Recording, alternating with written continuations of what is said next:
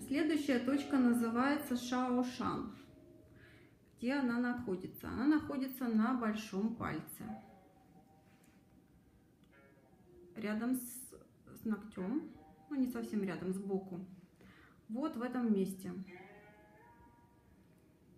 То есть мы нажимаем достаточно интенсивно на это место до небольших болевых ощущений. Катя, есть какие-то ощущения? Небольшие. Чуть-чуть, да? И массируем. Массируем в течение 3-5 минут на обеих руках. Что делает эта точка? Эта точка помогает вылечить кашель, а также снять болевые ощущения в горле и в дыхательной системе. То есть сейчас это очень полезная точка, так как в холодное время года люди часто простужаются, и, возможно, она сможет вам тоже помочь. Используйте опыт китайской медицины. Все понятно, спасибо.